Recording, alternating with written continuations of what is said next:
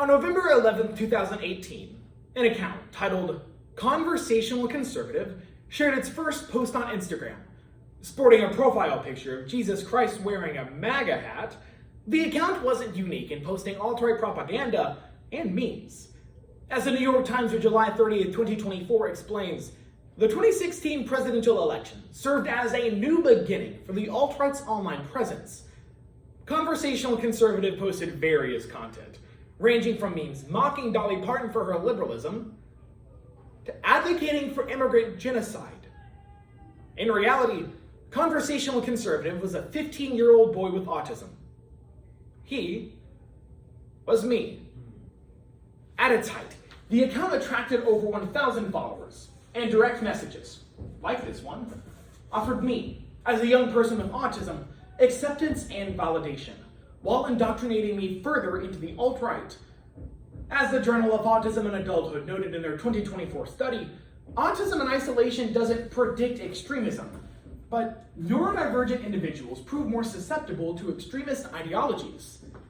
And yet, here I stand, not a member of the alt-right, leading us to ask, how did virtual communication with the conversational conservative prime my acceptance of extreme alt-right ideologies?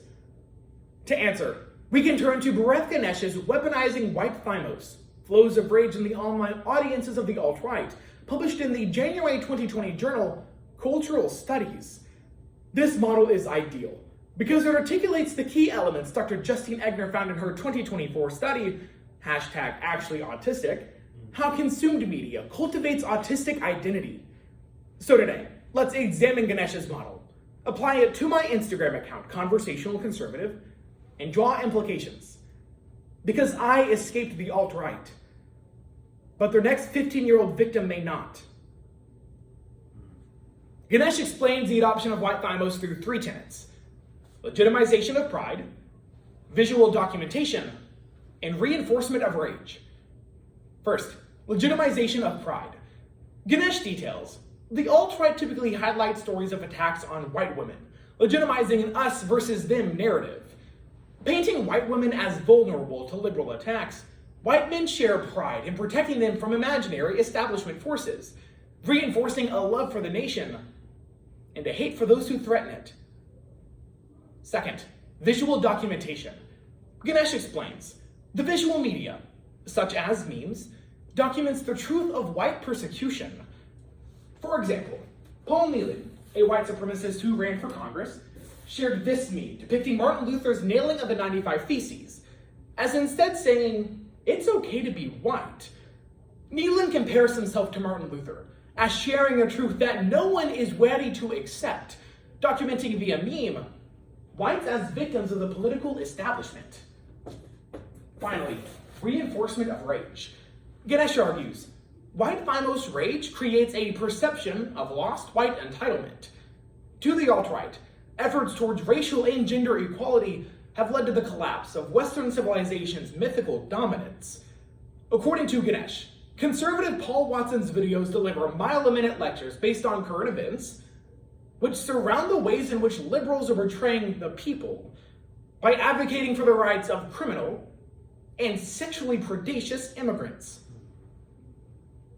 Now that we've analyzed Ganesh's model, we can apply it to my Instagram account, Conversational Conservative. First, legitimization of pride, or the unity among white men in a narrative of defense for white women. I engage with the Obedient Housewives account regularly, our conversations surrounding how white conservative women need Christian men to protect them. As the Obedient Housewife notes in our correspondence, women are a delicacy and must be protected. Further conversations fuel the narrative of illegal immigrants targeting white women, and that only young Christian men, like myself, can save them, fulfilling our first tenet. Second, visual documentation, or the visual media as evidence of white victimization. A majority of the posts shared by and with Conversational Conservative were memes that pushed a harmful and problematic narrative. This message shows the type of content my audience expected. The user's message of, they're really trying to attack us just for being white, verified for me, That means visual evidence, fulfilling our second tenet. Finally, reinforcement of rage, or rage at a perceived loss of white entitlement. This was one of the first messages I received in response to my account, acting as a primer for the content I would circulate and reinforcing my hate towards feminism. The user warns me, "You will be fucked up and left behind if I didn't perpetuate the narrative they wanted." This activated a primer within me, fueling my rage towards non-white, non-male, and non-cis groups, fulfilling our final tenet. My mother found my account in September of 2021 and deleted it, saving me before the alt-right fully consumed me. Having analyzed Ganesh's model and applied it to communication with the conversational conservative, we can return to today's research question.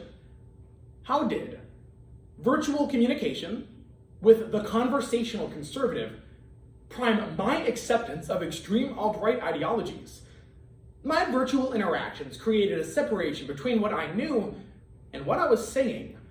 My online persona and physical reality leads us to two implications: weaponizing autism, the person, and the identity. First, weaponizing autistic people.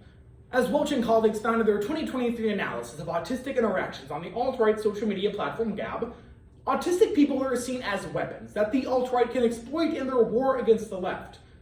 CNN correspondent Elle Reeves explains in her 2024 book, Black Pill, the alt-right provides a rigid worldview of skewed rights and wrongs, making it so much more easier for autistic people, like myself, to make sense of a confusing and unable to navigate world.